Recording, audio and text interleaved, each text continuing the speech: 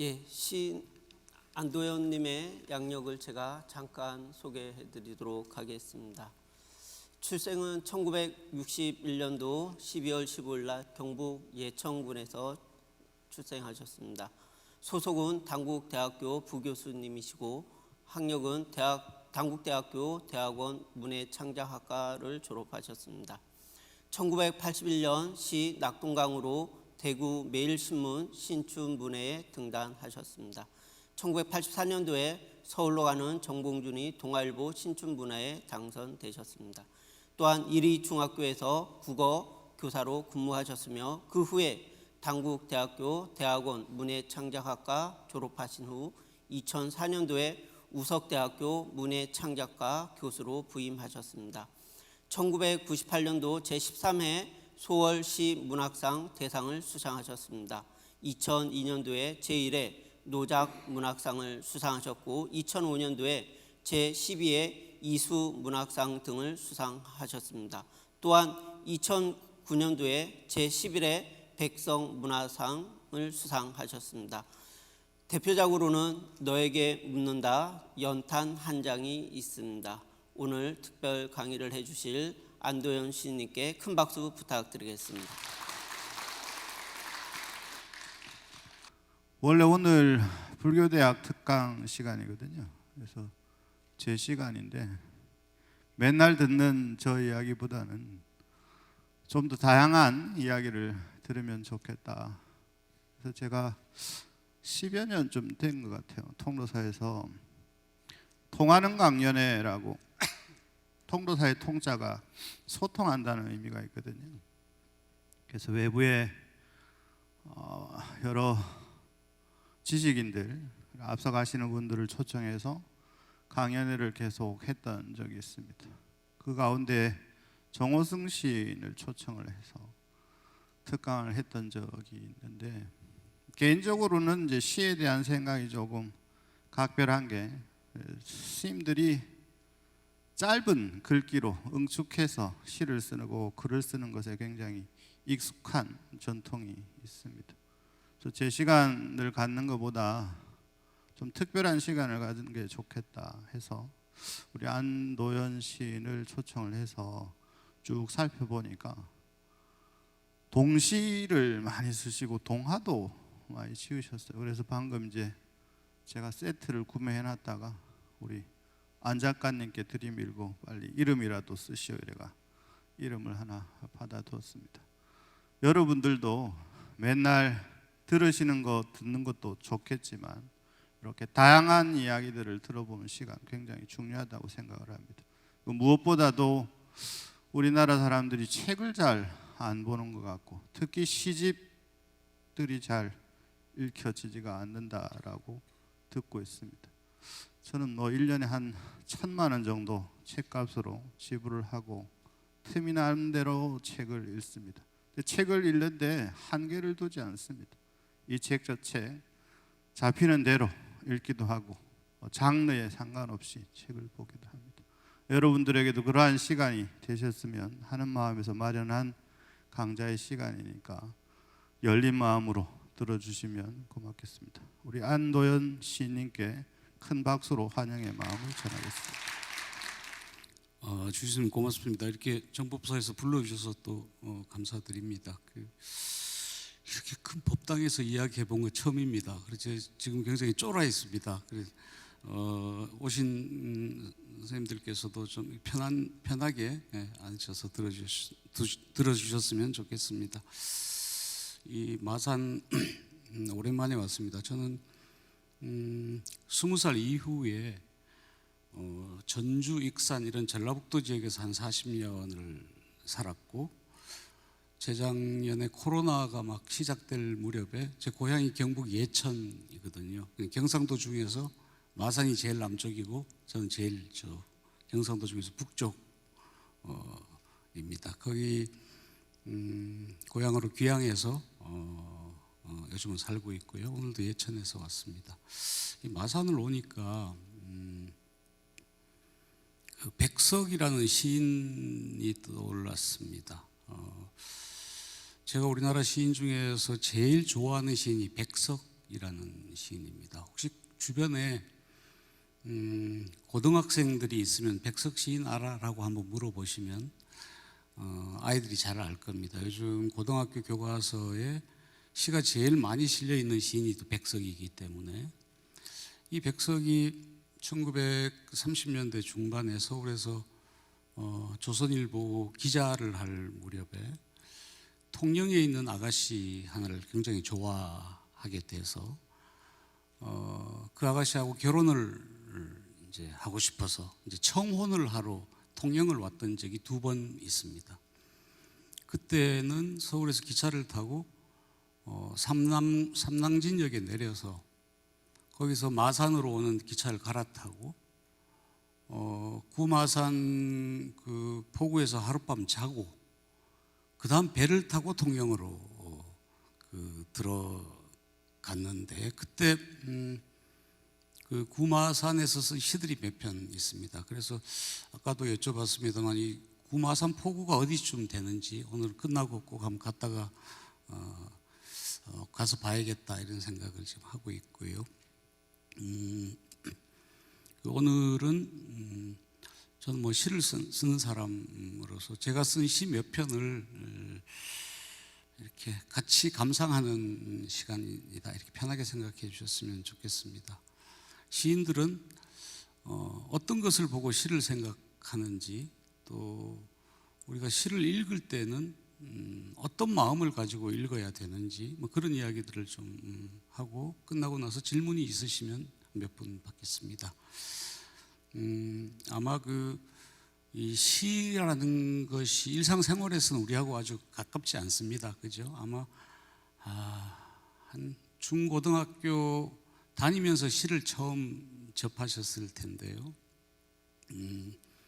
우리나라 사람들은 시가 이렇게 앞에 딱 나타나면 너무 심각한 표정을 짓는 게 좀 문제인 것 같습니다. 어떤 노래가 들릴 때는 심각한 마음을 갖지 않는데 시가 앞에 있으면 야, 이 시의 의미가 뭐지? 이게 상징하는 바가 뭐지? 이거부터 생각하느라고 제대로 시에 접근을 하지 못하는 경우들이 많이 있습니다. 오늘은 그런 날이 아니기 때문에 그냥 편하게 들어주시면 좋겠습니다. 제가 쓴 시인데요. 너에게 묻는다. 연탄재 함부로 발로 차지 마라. 너는 누구에게 한 번이라도 뜨거운 사람이었느냐. 혹시 어디서 보신 적이 있으십니까?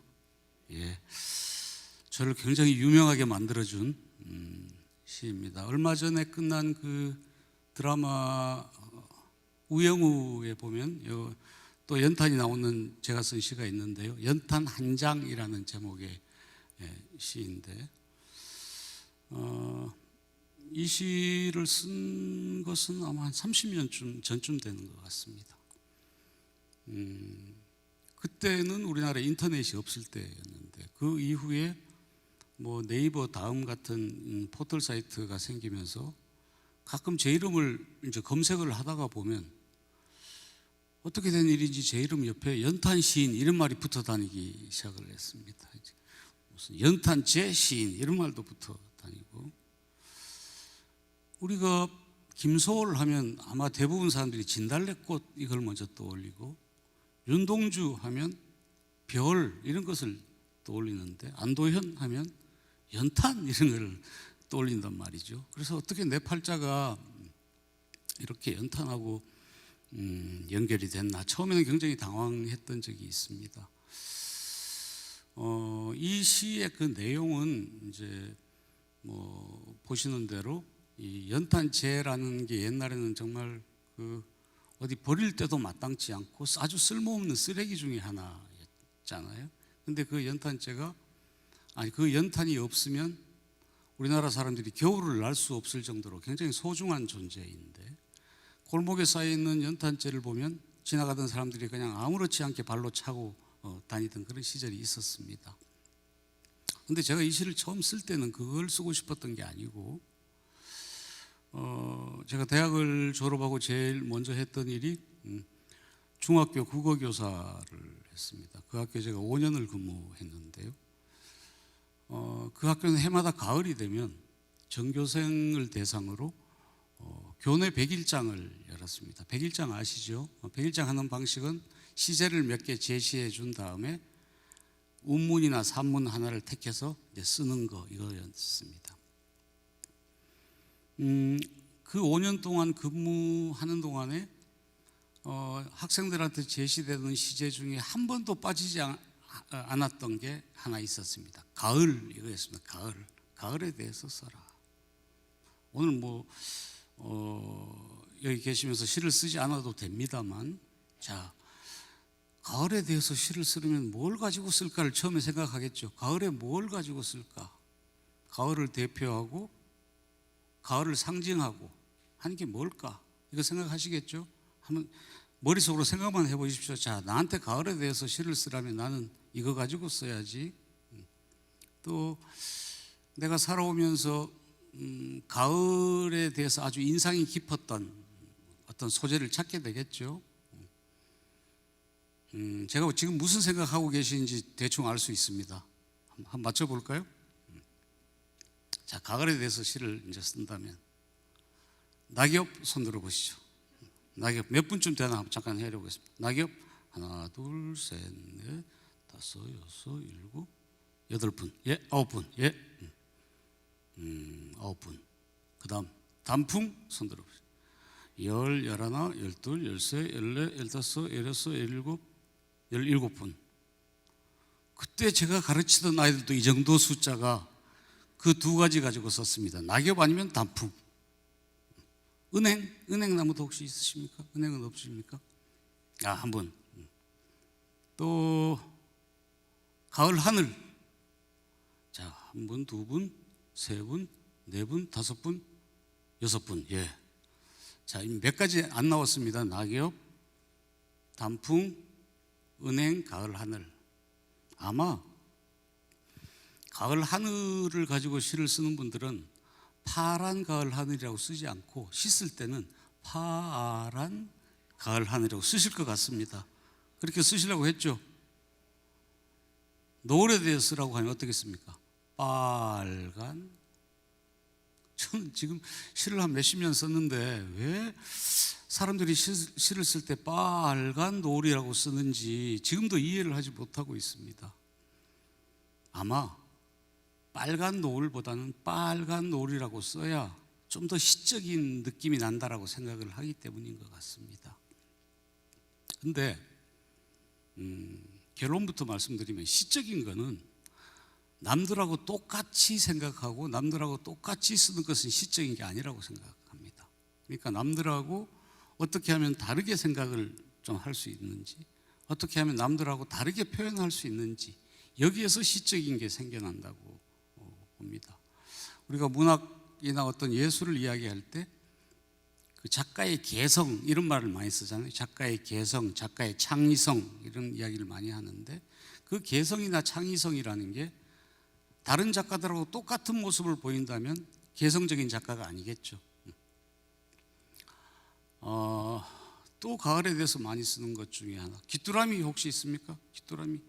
마산에는 귀뚜라미 없습니까?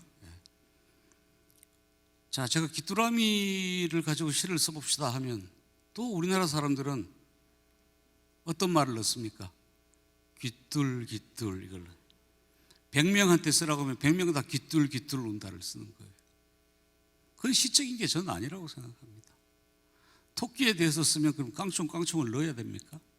시냇물에 대해서 쓰면 졸졸졸 이걸 넣어야 됩니까? 저는 그런 게 시가 아니라고 생각을 합니다. 또 그때 아이들이 많이 썼던 것 중에 하나가 벼가 누렇게 익어 있는 가을 들판. 혹시 그 벼가 익어 있는 가을 들판이나 허수아비에 대해서 쓰려고 했던 분? 한 분? 앞에 분 연세 많지 않으시죠? 제목을 가을 들판이라고 쓰실 겁니까? 아니면 황금 들판이라고 쓰실 겁니까? 황금 들판을 쓰실 줄 알았어요. 그 황금 들판에 허수아비가 있습니까? 없습니까? 있습니까? 근데 가을에 벼가 누렇게 익어 있을 때 들판에 가면 허수아비 있습니까? 없습니다. 황금 들판에 허수아비가 있다고 하는 말은 거짓말입니다. 사실이 아닙니다.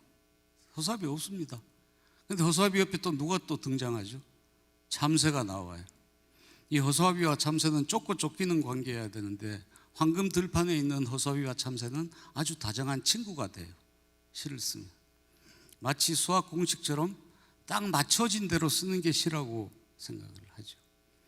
그런 소재를 그렇게 표현한 아이들의 시 중에 제 마음에 와 닿았던 시가 5년 동안 한 편도 없었습니다. 그냥 다 뻔하고 그 소리가 그 소리고. 그래서 나는 명색이 시인인데 내가 나한테 가을에 대해서 쓰라고 하면 나는 뭘 가지고 쓸까를 한참 생각을 했는데 그때 연탄이 떠올랐습니다.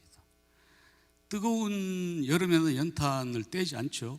그래서 연탄을 잘 보기가 힘든데 찬바람이 불고 낙엽이 지기 시작하면 옛날에 연탄실은 트럭들이 우리 눈에 자주 보였습니다. 가을이 왔다는 뜻이었습니다. 그러니까 낙엽이나 단풍이나 이런 걸로 가을에 대해서 접근하는 게 아니라 나는 연탄을 가지고 가을에 대해서 써봐야 되겠다라고 생각해서 썼던 시가 연탄 한 장이라는 시이고요. 그 이전까지는 아무도 연탄이라는 소재를 가지고 가을하고 연결을 시키지 못했던 거죠. 근데 그렇게 해서 하여튼 연탄 시인이라는 게 이제 됐는데요. 우리나라에서 시 한 편을 신문이나 잡지에 발표하면 원고료를 지금도 그렇습니다. 한 5만 원 정도 줍니다. 5만 원 정도.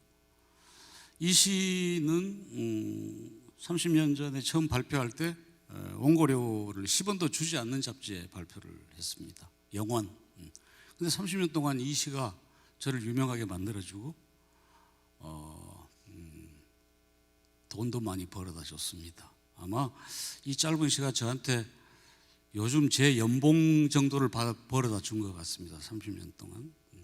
그러니까 우리가 자본주의 사회에 살면서 돈을 싫어하는 사람들이 별로 없습니다. 그렇죠? 근데 돈을 더 많이 벌기 위해서라도 남들하고 다른 생각을 좀 할 줄 알아야만 같은 식당을 운영하더라도 옆집 식당하고 다른 생각을 할 줄 알아야만 전 돈을 더 많이 벌 수 있는 거라고 생각을 합니다. 그래서 제가 생각하는 이 시적인 거는 꼭 무슨 붉은 노을이 져야 되고 오솔길에 낙엽이 떨어져야 되고 하늘이 파래야 되고 이런 게 시적인 게 아니고 남들하고 다르게 생각하고 다르게 표현하는 거 이런 게 하여튼 시적인 거라고 생각을 합니다. 제가 한 번은 그 매미가 우는 소리에 대해서 써야겠는데 보통은 어떻게 쓰죠? 매미가 맴 운다라고. 제가 시인인데 이런 말을 하고 다니는데 그렇게 쓸 수가 없잖아요. 그래서 한참 고민 끝에 하나 찾아낸 게 있습니다. 매미가 여름 운다. 맴보다 조금 더 새로워 보이죠? 귀뚜라미는 어떻게 울까요? 그러니까 남들이 다 귀뚜라미가 기뚤기뚤 운다라고 쓸 때 귀뚜라미가 가을 운다라고 쓰기 시작해야 새로운 것이 거기서 생겨난다. 이 말씀을 하나 드리고 싶고요. 자, 우리가 눈발이라면이라는 시인데 이 시는 제가 쓴 시 중에 교과서에 제일 먼저 실렸던 시입니다. 그때 중학교 1학년 교과서에 실렸었고 지금도 어디 교과서에 한 2군데 실려 있는 것 같습니다. 혹시 마이크 스님 혹시 마이크가 되면 이 시를 누가 한번 읽어봐 주셨으면 좋겠는데 마이크 혹시 여분이 있습니까? 되나요? 예. 읽겠습니다. 예, 고맙습니다. 박수로 전해드리겠습니다. 네. 우리가 눈발이라면 허공에 쭈삣쭈삣 흩날리는 진눈깨비는 되지 말자. 세상이 바람 불고 춥고 어둡다 해도 사람이 사는 마을 가장 낮은 곳으로 따뜻한 한방눈이 되어 내리자. 우리가 눈빨리라면 잠 못 드는 이의 창문가에서는 편지가 되고 그의 깊고 붉은 상처 위에 돋는 새살이 되자. 스님 고맙습니다. 박수 한번 주십시오. 네, 고맙습니다. 네. 시가 교과서에 처음 실리고 나서 개인적으로는 참 영광이다 이런 생각을 하면서 한 가지, 이 시를 학교에서 어떻게 가르칠까 이게 궁금했습니다. 그래서 제가 그때 전주에 살 때였는데 전주에서 제일 큰 서점을 가서 이 시가 실려 있는 참고서를 봤더니 이런 설명이 있었습니다. 참고서 제일 왼쪽 위에 시의 종류, 형식상 자유시, 내용상 서정시 이런 말을 보고 깜짝 놀랐습니다. 아, 내가 그런 시를 썼구나. 그 밑에 시의 운율, 내재율 이런 말이 있었어요. 오랜만에 듣는 말이시죠? 내가 내재율로 시를 썼구나. 지금도 기억나는 게 이 시의 표현의 특징, 진눈깨비는 되지 말자, 한방눈이 되어 내리자 하니까 진눈깨비와 한방눈의 대조, 이게 표현의 특징이랍니다. 저도 처음 알았습니다. 되지 말자, 되어 내리자, 새살이 되자 이런 표현이 있죠. 청유형 어미의 사용, 이게 표현의 특징이라는 거예요. 그럼 아이들은 자유시, 서정시, 내재율, 표현의 특징을 달달 시험을 보기 위해서 외울 거 아닙니까? 시를 왜 그렇게 접해야 되나? 우리는 여기 계시는 선생님들은 좋아하는 가수들이 다 다르실 텐데요. 좋아하는 가수가 신곡을 발표하면 그 전곡과 신곡을 비교하고 분석하지 않습니다. 그죠? 좋아하는 가수의 노래를 어떻게 하면 자주 듣고 또 흥얼거려 보고 또 익숙하면 노래방 가서 한 곡 뽑아보고, 이게 이제 노래를 즐기는 방식입니다. 저는 시라는 이 텍스트도 그렇게 접근을 해야 된다고 생각합니다. 이게 여기 나오는 잠 못 든 이가 의미하는 바가 뭘까? 이런 게 물론 시를 연구하는 사람들은 그렇게 시를 분석하고 세세히 쪼개서 살펴볼 필요가 있지만, 일반적으로 우리는 시라는 거는 이해의 차원이 아니고 느낌의 차원으로 접근해야 된다 이렇게 이야기를 합니다. 시를 자꾸 이해하려고 하지 말고 그냥 느껴보자. 나한테 아무런 느낌이 안 오면 그냥 버리면 되는 거거든요. 우리가 어떤 시 한 편을 보고 기어이 그걸 다 알아야 되는 것은 아니라고 생각합니다. 저는 많이 안 살았지만 살다 보니까 우리가 세상을 살면서 의미 있는 일도 많이 하지만 때로는 무의미한 일도 많이 합니다. 반드시 의미 있는 일만으로 인생이 채워지지는 않는다 라는 게 요즘 제 생각입니다. 요즘 젊은 친구들이 쓰는 말 중에 불멍 이런 말 아시죠? 모닥불 피워놓고 멍 때리는 거, 그거 별로 의미 있는 일이 아닌데 좋은 일이라고 생각합니다.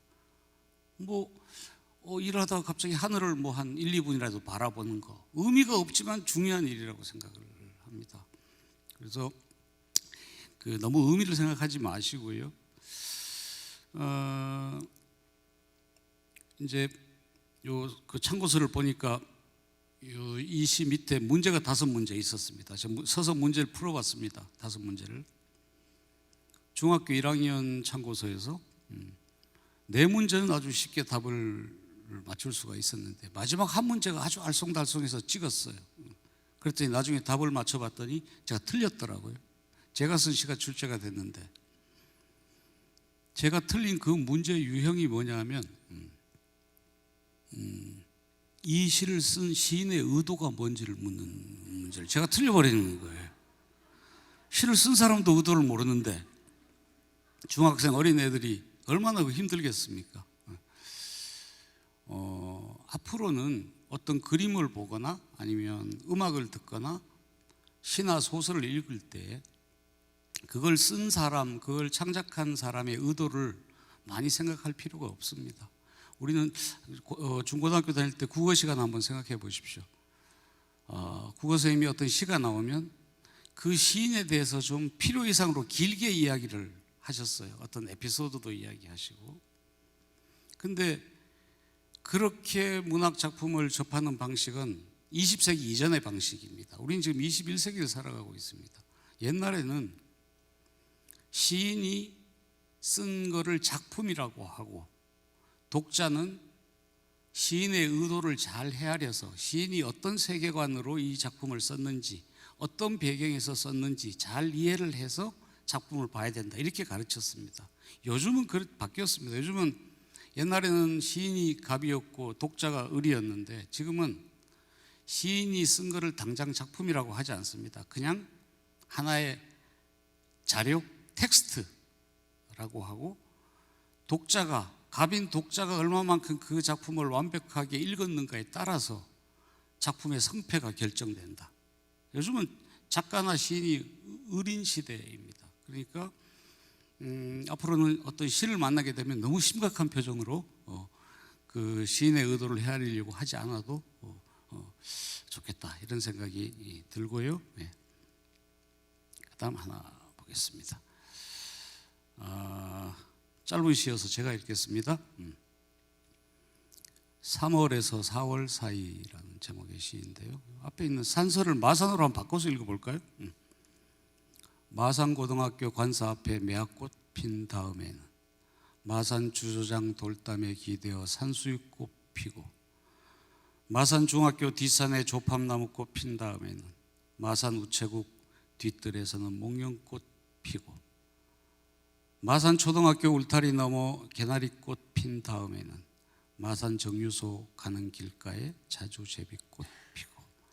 자, 왼쪽에 뭐 고등학교 주조장 이런 것은 우리 일상에서 늘 만날 수 있는 거고요. 오른쪽에 있는 꽃 이름들은 3월에서 4월 사이 순서대로 옛날에는 꽃이 피었죠. 지금은 기후변화가 심해서 옛날에 비해 날이 굉장히 따뜻합니다. 그죠? 그래서 지금은 봄꽃들도 순서대로 피지 않고 꽃들이 약간 미쳐가지고 한꺼번에 그냥 펑펑펑 이렇게 피어버리죠. 오른쪽에 쭉 나열된 꽃 이름 중에 혹시 잘 모르시는 거 있나요? 어떤 조팝나무꽃 잘 모르십니까? 아직? 예. 조팝나무꽃 아시는 분? 예. 손 드신 분들은 연세가 좀 있으신 분들이라고 생각해요. 저도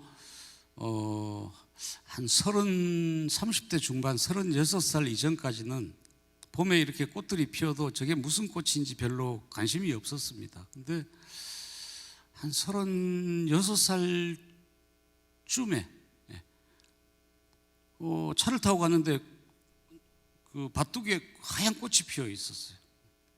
그래서 그 꽃 이름을 이제 찾아보기 시작했는데 그게 이제 조팝나무라는 조밥나무, 이 조처럼 이렇게 자잘한 꽃들이 이렇게 달려 있죠.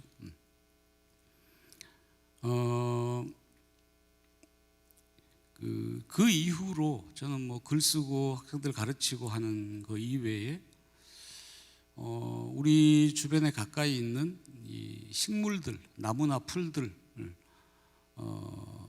이름을 조금씩 알아가고 지금까지도 살아가는 큰 재미 중에 하나가 어디 가면 무슨 나무가 심어져 있는지 찾아보는 거. 어지간한 나무는 거의 다 압니다. 이제는 이렇게 모르는 거 빼고. 지금은 돌아가셨습니다만 부산에 사시던 소설가 김정한 선생님이라는 분이 계셨는데, 김정한 선생님은 제자들이 이렇게 소설 좀 봐주십시오 하고 작품을 가지고 오면 이런 문장이 나오면 그 자리에서 혼을 냈다고 합니다. 들판에 나갔더니 이름 없는 들꽃이 피어 있었다. 이 무식한 놈아, 들꽃 다 이름 있어. 그거부터 알고 소설 써. 우리 흔히 쓰지 않습니까? 아침이 되니까 이름 없는 새들이 나뭇가지에서 노래한다. 여름밤이 되니까 이름 없는 날벌레들이 형광등으로 모여든다. 다 이름들 있으시죠? 제가 집에 가서 오늘 저녁에 마산 정법사에 가서 이름 없는 마산 시민들 앞에서 이야기했다고 하면 기분 별로 안 좋으시겠죠? 네. 그러니까 바깥에 있는 나무나 풀들도 마찬가지라고 생각합니다. 우리가 걔들 이름을 불러줘야만 걔들도 우리 이름을 기억한다는 거죠. 거의 읽으셨을 것 같습니다만 우리 학교 때 배우던 황순원의 소나기라는 단편에 보면 서울에서 내려온 그 소녀에게 그 시골 소년이 이 주변에 있는 꽃들을 꺾어 가지고 이렇게 꽃다발을 선물하는 장면이 나옵니다. 거기에 이제 이 꽃은 뭐야 이렇게 하나씩 가르쳐 주는데 그 이름 속에 들어있는 꽃 중에 마타리라는 꽃이 있습니다. 외래어가 아니고요, 우리말입니다. 마타리 꽃. 나중에 검색 한번 해보십시오. 그러면 이거 나도 알아 하실 텐데, 제가 살던 전주나 예천이나 이런 데서는 마타리 꽃이 8월 중순경에 핍니다. 마산은 아마 8월 초에도 필 것 같습니다만, 그러니까 저는 이제 마타리 꽃이 핀 걸 딱 보면 처음에는 마타리 꽃이 피었구나라는 생각을 하게 될 거고요. 두 번째는 8월 중순이기 때문에 에이씨 방학 다 지나갔네, 망했네. 그러니까 이 마타리라는 꽃은 저한테는 그런 새로운 의미를 주는 꽃이 된 거죠. 저는 이제 글을 쓰면서 살다 보니까 이제 학생들이 어떻게 하면 좋은 글을 쓸 수 있을까요? 이런 질문을 많이 합니다. 그러면 제일 먼저 이야기하는 것은 무엇이든지 자세하게 바라다 봐야 된다. 자세하게. 가끔 이런 숙제를 낼 때가 있습니다. 집에 가면 다 냉장고가 있을 테고 냉장고의 냉동실 문을 열면 어떤 집이든 멸치가 다 있을 거다. 멸치 중에서 이제 좀 큰 거, 부스러지지 않은 큰 거 한 마리를 꺼내 놓고, 만약에 멸치가 없으면 북어, 이렇게 찢어 놓은 북어 말고 통북어 한 마리를 꺼내서 책상 위에 A4 용지 깨끗한 걸 놓고 거기다 멸치나 북어를 한 모셔다 놔라. 보통 뭐 음식 재료지 그렇게 모셔다 놓지는 않잖아요. 자, 멸치나 북어를 한 마리 갖다 놓고 일주일 동안 다음 주 수업할 때까지 3시간 동안 바라다 봐라. 멸치나 북어를 10분 보고 또 다른 일 하다가 또 5분 보고 되니까 3시간 일주일 동안.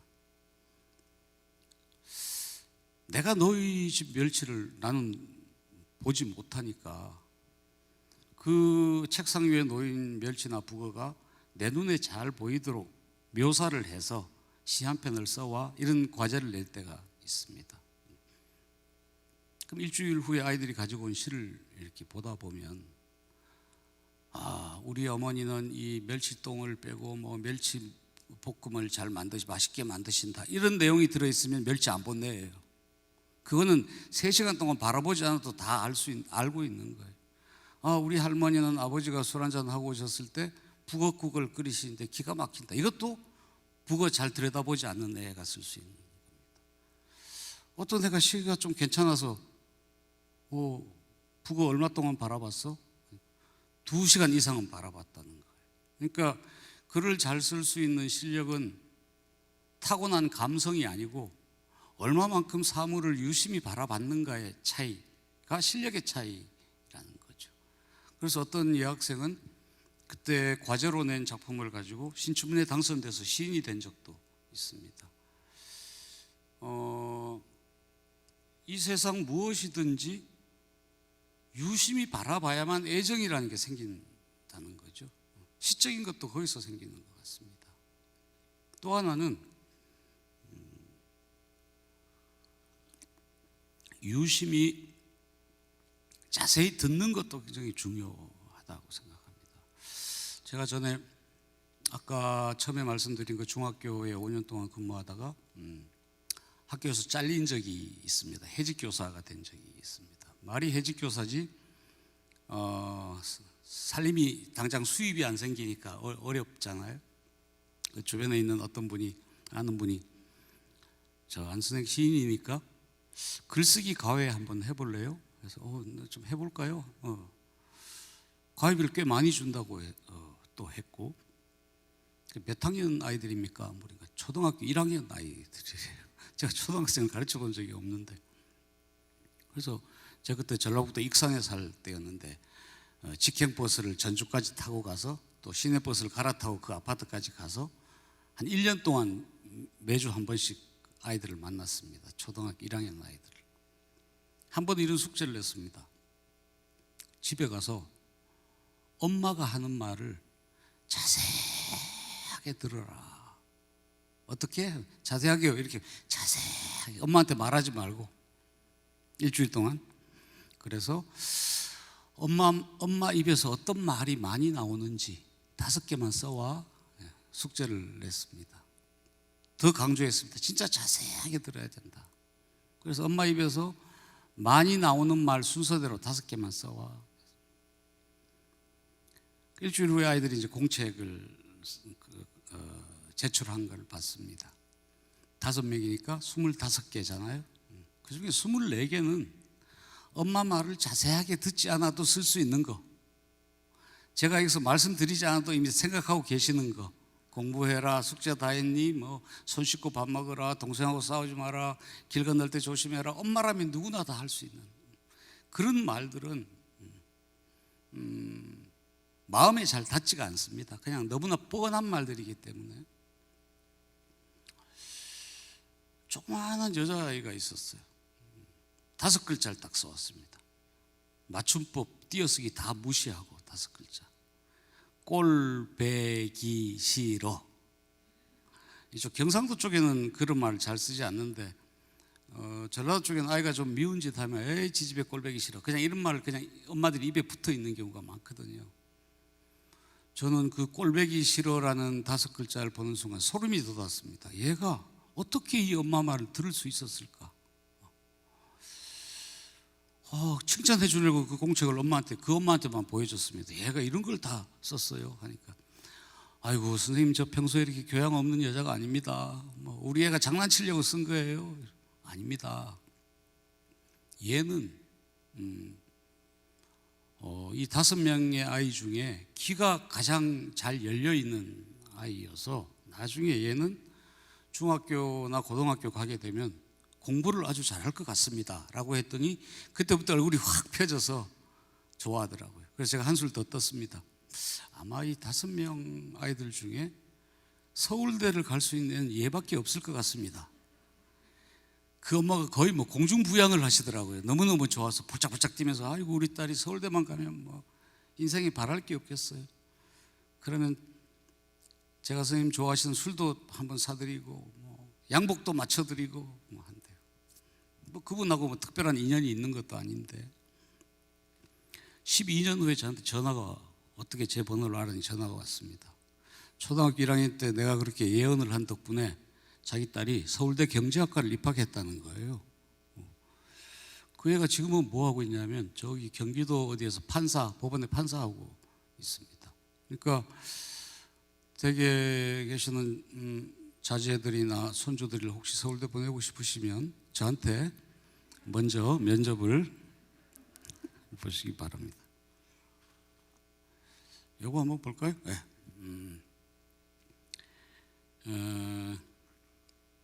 시간이 제가 누가 한번 읽어봐 주시겠습니까? 그냥 마이크 없이도 뭐 읽으실 수 있을 것 같습니다. 어려운 말은 없고요. 네. 스님이 마이크 주신다고 한 번만. 손 드시면 제가 손 갖다 드시면. 드리겠습니다. 없으면 제가 하겠습니다. 예, 그럼 스님께 한 번 더 부탁드리겠습니다. 공양 사리꽃을 애무하는 벌의 날갯짓 소리 7근 몰래 숨어 퍼뜨리는 칠꽃 향기 60평 꽃잎 열기 이틀 전 백도라지 줄기에 슬픈 비동 2치반 외딴집 양철 지붕을 두드리는 소낙비의 오랏줄 7만 9천 발 한 차례 숨죽였다가 다시 우는 매미 울음 30대. 예, 고맙습니다, 스님. 예, 고맙습니다. 박수 한번 주시고요. 예. 저는 이제 학교에 있다 보니까 방학이 되면 뭐 한 보름이나 뭐 한 열흘 정도 집을 나가서 이제 집중적으로 글을 좀 쓸 수 있는 장소를 찾아갈 때가 가끔 있는데요. 제가 전주에 살 때 거기 지리산 남원 쪽에 가면 실상사라는 절이 있습니다. 그래서 그 실상사에 그에서 관리하는 외딴 집이 절에서 좀 떨어진 곳에 이렇게 산비탈이 5채가 이렇게 있었습니다. 그 가면 아무것도 없습니다. 그냥 아궁이로 불을 떼야 되고요. 방 하나, 그 다음에 마당에 수도꼭지 하나, 다른 거 아무것도 없는 것입니다. 그래서 저는 아침에 눈 뜨면 꼭 화장실을 한번 가야 되거든요. 큰 거를 내보내야 되니까. 근데 화장실 가려면은 한 200m를 내려가야 있는 거예요. 그래서 삽을 하나 빌려와 가지고 아침마다 그 집 뒤에 있는 뒷산으로 가서 그 산에서 큰일을 봐보셨는지 모르겠지만 산흙은 이렇게 모래하고 달라서 삽으로 한 삽 딱 뜨면 잔뿌리가 엉켜 있어서 코르크 마개처럼 딱 1인분 딱 떠집니다. 그럼 거기다 일을 보고 그걸 딱 덮으면 감쪽같이 표시가 나지 않거든요. 그때 이렇게 쪼그리고 앉아서 이렇게 일을 보고 있으면 보였던 게 앞에 있는 이런 5가지 들입니다. 산에 쌀이 고접해 벌도 있었고요, 치꽃 향기도 났었고요, 백도라지도 보였었고요, 가끔 소나기도 아침에 왔었고요, 매미 울음소리도 들렸고요.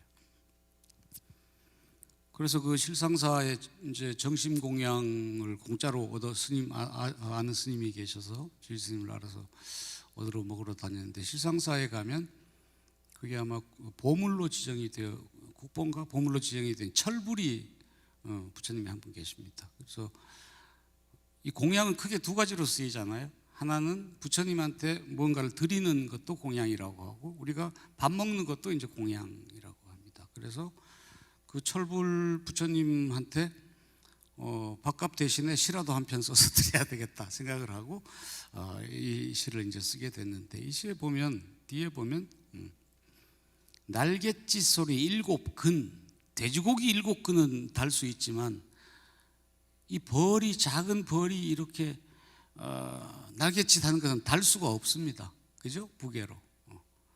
향기가, 치꽃이 향기가 나는데 그게 몇 평이나 퍼지는지 그것도 잴 수가 없는 거고요. 백도라지가 바람에 살살 흔들리는데 그게 길이가 얼만큼 되는지 헤아릴 수가 없습니다. 우리 국가에서는 이제 경제를 위해서 표준 도량형제라는 것을 쓰고 있습니다. 우리 아파트 거래할 때 33평이라고 하지 않고 부동산에 가보면 몇 평방미터 이렇게 기록이 되어 있지 않습니까?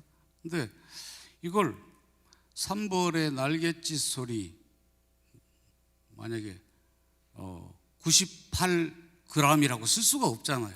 그래서 제가 아까 뭐 시적인 것을 이야기했습니다만, 저는 이 시적인 거는 때로는 남들처럼, 남들이 앞으로 똑같이 갈 때 따라가면서 생기는 게 아니고, 약간은 이 마산에도 그런 말이 있습니까? 어깃장 이런 말이 있습니까? 그러니까 똑같이 남들처럼 하지 않고 이렇게 따라가다가 옆으로 살짝 한 발자국 뗄 때 그걸 뭐 일탈이라고 해도 좋고요. 일상에서 일탈이죠. 무슨 윤리적인 일탈이 아니라, 그럴 때 시적인 게 좀 생겨난다 이런 생각도 해보게 됩니다. 자, 이걸 한번 볼까요? 자, 이건 누가 한번 읽어봐 주시죠. 제가 오랫동안 연탄 시인으로 살다가 최근에는 이 시 때문에 간장게장 시인으로 누가 한번 읽어봐 주시죠. 뭐 편하게. 스님 마이크 한번 빌려주시겠습니까? 예. 누가 앞에 계신 분 누가 한번. 예. 누가 읽어보시? 네, 아까 예. 예, 고맙습니다. 예.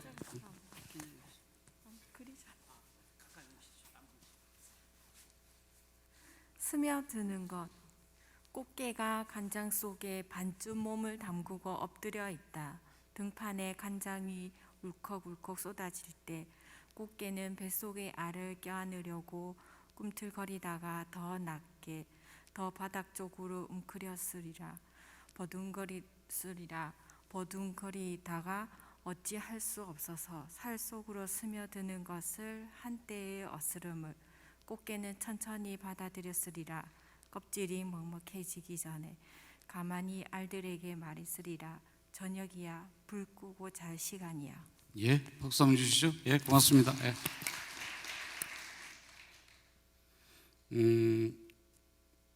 이 시를 읽은 어떤 분들이 뒷부분을 읽고 나서 울컥했다.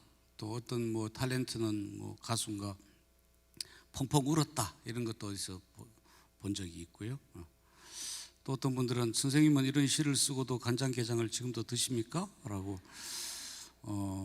누군가 물으면 저는 여전히 잘 먹습니다 라고 이제 이야기를 하는데요. 이 처음에 말씀드렸던 이 백석이라는 시인은 평안도 출신 시인입니다. 근데 백석이 남겨놓은 시가 편수가 많지는 않지만 백석의 시를 읽다 보면 거의 모든 시에 음식이 등장을 합니다. 음식이란 게 우리 삶에서 굉장히 중요한 거지 않습니까? 그래서 저도 이제 백석을 흉내내서 간장게장이라는 음식을 썼을 뿐이지, 음식에 대해서 쓰려고 했을 뿐이지, 이 뒷부분은 나중에 시를 수정하고 퇴고하면서 이렇게 추가된 내용입니다. 이 간장게장에 대해서 쓰려고 생각을 하다 보니까 왜 우리는 간장게장을 먹을 때 그 뚜껑을 열고 제일 위쪽에 있는 그 주홍빛이 나는 아래 젓가락을 제일 먼저 갖다 댈까? 그건 제일 맛있으니까 젓가락을 제일 먼저 대겠죠. 그런데 그때 이런 생각이 떠올랐어요. 이 알이라는 거는 살아있는 꽃게 엄마의 입장에서 보면 자식이나 마찬가지인데, 이게 이제 간장게장은 주로 살아있는 꽃게로 담잖아요. 그게 몸에 막 얘들이 간장을 부으면 막 꿈틀꿈틀꿈틀 이렇게 괴로워하는 모습들이 이제 본 적이 있습니다. 근데 엄마가 죽어가면서 막 짜증을 내면서 우리 이제 다 죽었어, 이제 망했어, 응? 이러면 죽음을 맞이하는 새끼들마저도 그런 불안함 속에서 죽음을 맞이할 텐데, 모름지기 엄마라면 아이들을 좀 더 다독다독 거리지 않았을까? 이 죽음이 올 거를 예감하고 괜찮아, 이제 그냥 저녁일 뿐이야, 우리가 잠자라고 어두워지는 거야 라고 다독다독 했을 것 같다는 생각이 미치게 됐습니다. 그래서 이제 그 뒷부분을 쓰게 된 거고요. 마산은 그 유명한 딱 내놓을 만한 음식이 뭐 있습니까? 아구찜? 아구찜입니까? 네. 저쪽 어디 가면 네? 미더덕찜? 어디가 잘합니까? 네. 여기 또 어디 시장 근처에 전에 와서 보니까 이 보거? 복탕 이렇게 많이 하는 스님들이 계시는데 너무 맛있는 이야기는 안 해야겠다. 여기 제목만 보겠습니다. 예천 태평추라는 음식 혹시 아시는 분? 고향이 어디십니까? 마산인데. 예? 그래서 아시는구나. 제가 사는 예천에는 지금도 이 메뉴판에 태평추 이렇게 적어 놓은 데가 한 5군데 있습니다.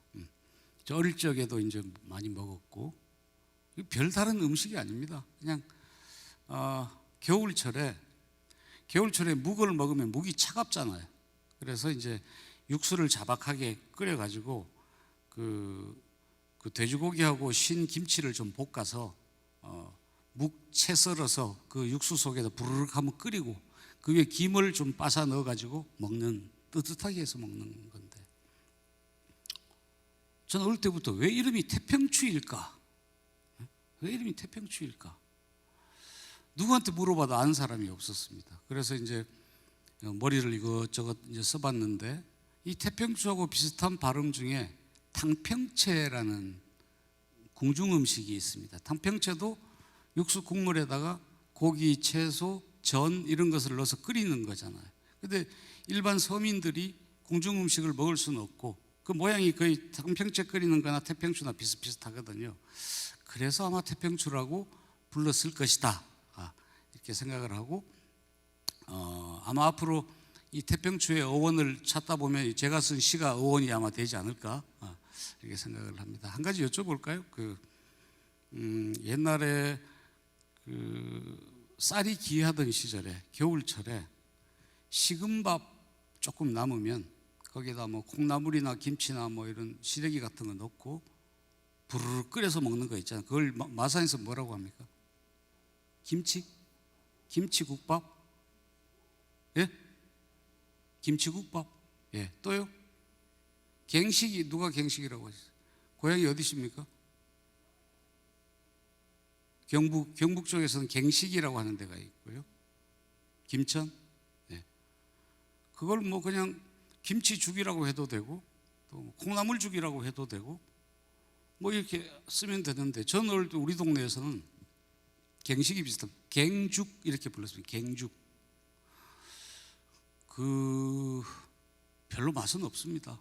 근데 저희 아버지는 그게 몸에 좋다고 많이 먹으라고 했던 그런 기억이 나는데, 그럼 그 갱자를 나중에 옥편에서 찾아보니까 흉내를 낼 수 없을 만큼 복잡한 글자예요.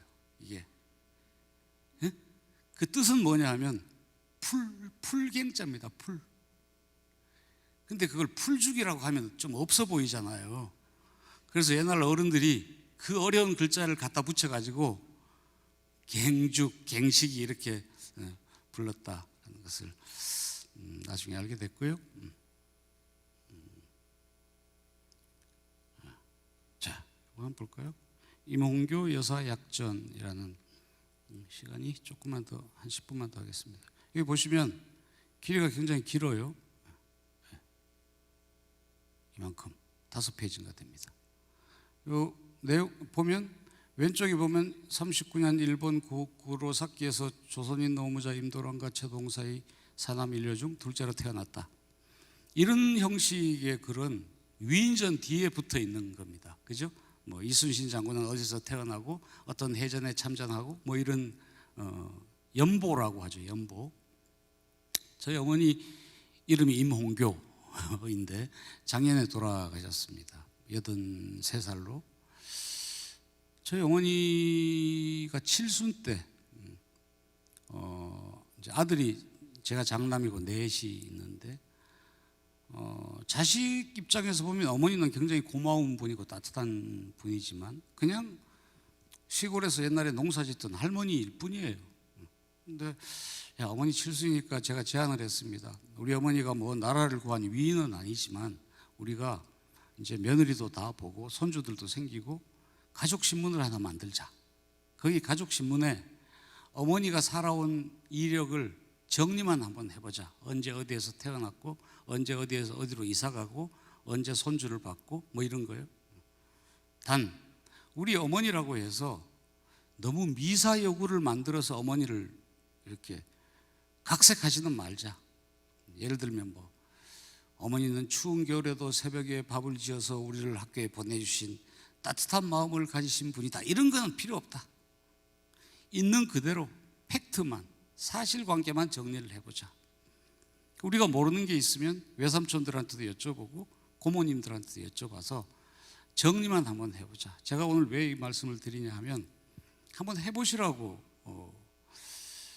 보통 우리는 어르신들 이렇게 생신이나 이렇게 맞게 되면 어르신들이나 아이들이나 다 생일 축하하는 방식이 요즘은 비슷합니다. 파리바게트에 가서 생일 케이크 하나 사오고 촛불 걷고 노래 한번 부르고 밥 한 끼 먹고 이게 끝이잖아요. 제가 이걸 정리를 하고 나서 보니까 저는 몇십 년간 시를 쓰고 책을 읽고 어떻게 하면 좋은 문장을 구사할 수 있을지를 고민하고 했는데 그 제가 고민한 것보다 어머니가 살아온 이 사실 자체가 훨씬 더 시적으로 보였다. 내가 아무리 멋진 말을 쓰더라도 이 어머니의 삶만큼 멋지지 않다는 생각이 들었습니다. 그래서 동생들한테, 이게 동생들하고 같이 쓴 거거든요. 야, 이거 나 혼자 쓴 걸로 하자. 그래서 이거 내 시라고 하자 라고 동생들을 꼬셔서 발표도 하고 시집에도 이제 시로 이렇게 실었는데요. 꼭 무슨 특별한 감성이 있고 특별한 체험이 있어야만 시를 쓰는 건 아니라고 생각합니다. 주변에 계시는 어르신들의 일생을 정리만 한번 해보십시오.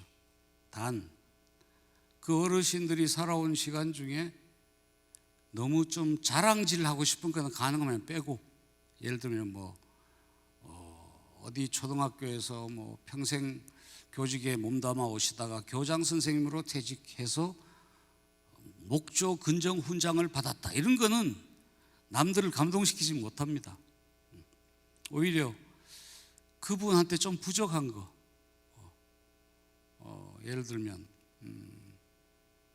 어디 저기 시골에 살 때 옆집 닭이 할머니네 텃밭으로 넘어와서 할머니가 심어놓은 열무를 다 쪼아 먹었다. 그래서 옆집 아줌마의 머리를 쥐어 뜯으려다가 그만뒀다. 뭐 이런 것들이 훨씬 더 시적이고 우리를 감동시킨다는 거죠. 그래서 이렇게 하나하나 정리하시다가 보면 그냥 우리 가까이 계시는 할머니, 할아버지가 정리를 하고 나면 위인이 될 수도 있습니다. 그래서 그분들, 그 어르신들한테 좋은 선물도 될 수 있을 거라고 생각을 하고요. 꼭 한번 해보시라고 가지고 와봤고요. 네. 끝으로 한 편만 더 보겠습니다. 제가 한번 읽어보겠습니다. 네. 일기. 오전에 깡마른 국화꽃 옷자란 눈썹을 가위로 잘랐다. 오후에는 지난 여름 마루 끝에 다녀간 사슴벌레에게 엽서를 써서 보내고, 고장난 감나무를 고쳐주러 온 의원에게 감나무 그늘의 수리도 부탁하였다. 추녀 끝으로 줄지어 스며드는 기러기 73마리까지 세다가 그만두었다. 저녁이 부엌으로 사무치게 왔으나 불빛 죽이고 2가지 찬에다 밥을 먹었다. 그렇다고 해도 이것 말고 무엇이 더 중요하다는 말인가? 이거는 한 10여 년 전에 쓴 시입니다. 앞에 있는 5줄은 나도 나중에 이렇게 좀 살 수 없을까, 이렇게 좀 살아보고 싶다라는 생각을 하면서 5줄을 썼습니다. 오행에 보면 2가지 찬에다가 밥을 불빛 죽이고, 우리는 요즘 살면서 지금 겨울철이어서 한 5시 넘으면 어둑어둑해지고 5시 반 되면 이제 거의 어둠이 깔리게 되죠. 6시 되면 깜깜해지고요. 그럼 제일 먼저 하는 일이 불을 켜는 일입니다. 버릇이 되어 있습니다. 그런데 한 번은 꼭 그렇게 한번 해보십시오. 불을 켜지 말고 집에서 뭐 거실이든 방에 앉아서 어둠이 어떻게 이 창을 통해서 나한테로 오는지, 저는 뭐 명상이라는 게 따로 있다고 생각하지 않습니다. 늘 습관처럼 스위치를 눌러서 불을 켤 때 켜지 말고 우주가 보내주는 어둠을 몸으로 한번 받아보는 거, 굉장히 신비한 느낌이 드실 겁니다. 그러니까 돈 드는 일도 아니고요. 오늘 저녁에도 한번 해보십시오. 이렇게 불 탁 켜지 말고 싹 어둠이 싹 이렇게 오는, 우주가 오는 것 같은 느낌 느낄 수 있을 거라고 생각을 하고요.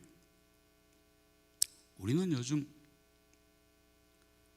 너무 좋은 음식을 너무 많이 먹는다는 생각이 듭니다. 저는 한 2달 동안 밥을 한 반 공기씩 먹었더니 한 5kg 빠졌습니다.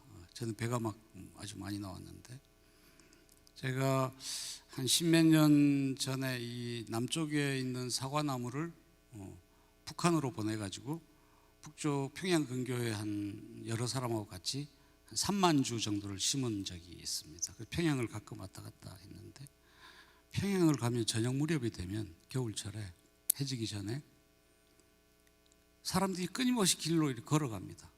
보면 여기 뭐 한 쌀인지 볼인지 한두 대 머리에 이고 가는 사람도 있고요. 장작 2개 이고 간 사람도 있습니다. 얼어 죽지 않기 위해서, 먹고 살기 위해서 끊임없이 걸어가는, 아마 한 10리, 20리를 그거 얻기 위해서 갔다 왔을 것 같습니다. 그런데 우리 남쪽은 보면 너무 많이 먹어서 다이어트 하기 위해서 걷습니다. 이제 저 바닷가도 걷고 운동장도 걷고, 야, 이 같은 민족끼리 달라도 이렇게 다른가, 이런 생각을 한 적이 있는데요. 그 최근에 코로나19 이후로 작년하고 재작년은 학교로 나가지를 못하고, 그때는 사람도 만날 수 없었잖아요. 그래서 이제 노트북을 켜고 온라인 수업을 2년 동안 했습니다. 대학 선생들은 수업을 그렇게 많이 하지는 않습니다. 일주일에 9시간이 이제 기본인데, 그래서 저는 이제 딱 코로나가 시작되면서 고향으로 가서 조그만 집을 짓고 그 저희 집이 마당하고 좀 텃밭이 있어서 아침에 일어나면 이제 어둠이 좀 거쳐지면 제일 먼저 하는 일이 바깥에 나가 풀 뽑는 일입니다. 봄, 여름에는. 밥 먹기 전에 한 2-3시간, 2시간 최소한 풀 뽑고요. 해지기 전에 1-2시간. 그러니까 하루에 한 3-4시간 학교에서 아이들을 가르치는 시간보다 훨씬 더 많은 시간을 풀 뽑는 일을 하고 있더라고요. 평생 처음 해본 일을 2년 동안 했는데 그때 이런 생각이 들었습니다. 저는 명함을 뭐 돌리는 일을 그렇게 좋아하지 않습니다만 이 기회에 명함을 하나 바꿔서 직업을 바꿔볼까? 직업란에다가 풀 뽑는 사람, 풀 뽑는 사람. 이런 명함을 파고 다니면 이 지구상에서 이런 직업을 가진 사람 나 혼자밖에 없지 않을까? 생각만 했는데 아직 실행은 못했습니다만 여기 오신 오늘 정법사에서 뵌 선생님들도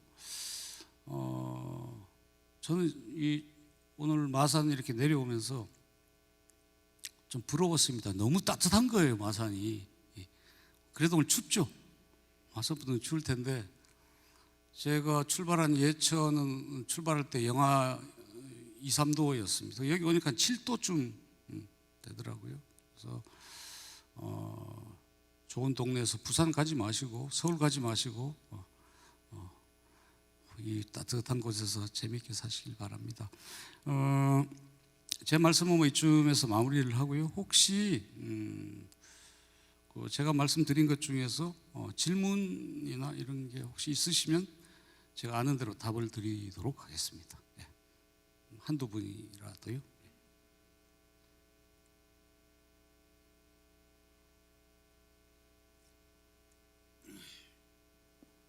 뭐 너무 심각한 질문 아니어도 좋습니다. 그냥. 혹시 질문 있으시면. 예, 선생님. 예. 저는 저물무렵이라는 시를 접하게 돼서 안도현 시인님이 어떤 분이신가 싶어가지고 일부러 한번 왔습니다. 예. 그래서 그 시가 너무나 와닿아서 여기 마침 이렇게 한번 읽어봐 주시겠습니까? 캡처되어 있는데요. 너무 길어서 저는 아직 태어나서 한 번도 시 낭송이나 낭독을 해본 적이 없는 사람입니다. 그래도 한번 읽어봐 주십시오. 그냥 그렇게 한번 읽어볼까요? 네, 여기 있는 거 한번 읽어볼게요. 첫사랑 그 설레임으로 살고 싶다. 저물 무렵 그 애와 나는 강둑에 앉아서 강물이 사라지는 쪽 하늘 한 기퉁이를 적시는 노을을 자주 바라보곤 하였습니다. 둘 다 말도 없이 꼼짝도 하지 않고 있었지만 그 애와 나는 저무는 세상의 한쪽을 우리가 모두 차지한 듯 싶었습니다. 얼마나 아늑하고 평화로운 날들이었는지요. 오래오래 그렇게 앉아있다가 보면 양쪽 볼이 까닭도 없이 화끈 달아오를 때도 있었는데 그것이 처음에는 붉은 노을 때문인 줄로 알았습니다. 흘러가서는 되돌아오지 않는 물소리가 그 애와 내 마음속에 차곡차곡 쌓이는 동안 그 애는 날이 갈수록 부쩍 말수가 줄어드는 것이었고 나는 손 한 번 잡아주지 못하는 자신이 안타까웠습니다. 다만 손가락으로 먼 산의 어깨를 짚어가며 강물이 적시고 갈 그 고장의 이름을 알려주는 일은 내가 할 수 있는 유일한 자랑이었습니다. 강물이 끝나는 곳에 한없이 펼쳐져 있을 여태 한 번도 가보지 못한 큰 바다를 그 애와 나는 건너야 할 다리 같은 것으로 여기기 시작한 것은 바로 그때부터였습니다. 날마다 어둠도 빨리 왔습니다. 그 애와 같이 살 수 있는 집이 있다면 하고 생각하며 마을로 돌아오는 길은 늘 어찌나 쓸쓸하고 서럽든지 가시에 찔린 듯 가슴이 따끔거리며 아팠습니다. 그러던 어느 날 그 애와 나는 누가 먼저랄 것도 없이 입술을 포개었던 날이 있었습니다. 잊을 수가 없습니다. 그 애의 여린 숨소리를 몇 살 내 나이를 내가 알고 있는 산수 공식을 모두 삼켜버릴 것만 같은 노을을 보았습니다. 저물 무렵 그 애와 나는 강둑에 앉아 있었습니다. 그때 우리가 세상을 물들이던 어린 노을일 줄을 지금 생각하면 아주 조금 알 것도 같습니다. 예, 고맙습니다. 박수 한번 주십시오. 예. 제가 어렸을 때 6학년 13살쯤 됐을 때 마을에 꽤 예쁜 여자애를 혼자 좋아했습니다. 그래서 하루는 이제 그 애한테 뭔가 내 마음을 표현하고 싶어서 편지를 써서 이렇게 접어서 걔가 어디로 갈 때 이렇게 딱 줬는데 한번 읽어봐줘. 이 나쁜 애가 펼쳐보지도 않고 그대로 집어 싸서 가슴에 금이 간 적이 있습니다. 그런데 그러니까 뭐 실제로 그 아이를 하고 오래 대화해 보지도 못했고 사귀어 보지도 못했고 물론 뽀뽀도 해보지 못했는데 그거를 시를 써서 마치 뽀뽀한 것처럼 그 시에 보면 그래서 쓰게 된 시입니다. 예, 고맙습니다. 또 다른 분 혹시?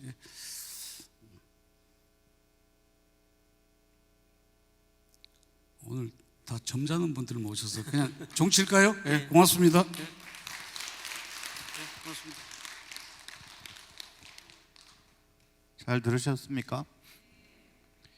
그 뒤에서 이제 제가 이렇게 듣다 보니까 간장게장 이야기가 우리 연탄재 시인이시자 간장게장 시인이신 안도현님 오늘 굉장히 낯설어 하시고 범당이 이 정도 규모일 줄은 모르셨나 봐요. 그렇죠. 우리가 흔히 법당 하면 생각하는 이미지, 크기, 규모가 있을 건데 그렇게 생각하셨다가 그래도 뭐 평생을 글을 쓰시고 강단에서 글을 학생들과 함께 해오신 시간이 있으시기 때문에 강의 너무 좋으셨습니까? 간장게장 연탄재 외국인들이 우리나라에 와서 언어 유희라고 할까요? 그 간판 보고 놀라는 게 원조 할머니 뼈 해장국 뭐 이런 거, 손 칼국수 뭐 이런 거, 곰탕 뭐 이런 거 깜짝 놀랐대요. 진짜 할머니 뼈 해장국인가? 그래서 저희 이번에 송년음악회를 준비하면서 저도 언어 유희로 음악회 제목을 심심한 음악회라고 지었습니다. 우리가 가지고 있는 생각이 그렇습니다. 심심하다라는 단어를 듣는 순간 우리 여기에 정보에 저장되어 있는 것처럼 그죠? 심심하다 그야말로 조용하고 뭔가 재미가 없는 듯한 느낌이 들잖아요. 근데 이게 언어 유희거든요. 그게 마음을 찾아서 심심입니다. 첫 번째 글자는 찾을 심자, 두 번째 심자는 마음 심자. 지나온 1년을 쭉 한번 살펴보자는 거죠. 내 마음이 어떻게 작용해 왔는가를.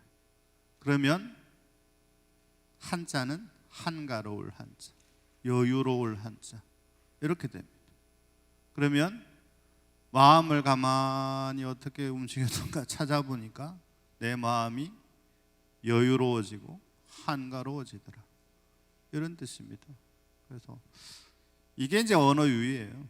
아까 우리 시인님이 가을 하면 뭐가 먼저 떠오르세요?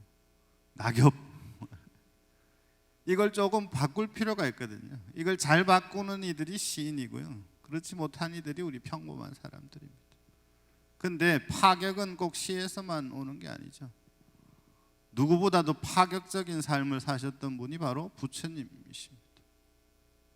왕자의 신분으로 태어나서 왕자의 직위를 버리고 지금도 카스트 제도가 엄청나게 심한 인도라고 하는 나라에서 지금으로부터 2000년도 훨씬 전에 3000년 가까운 시기에 세상에 존재하는 모든 이들은 다 평등하다 부르짖으셨던 분이 바로 위대한 부처님이시거든요.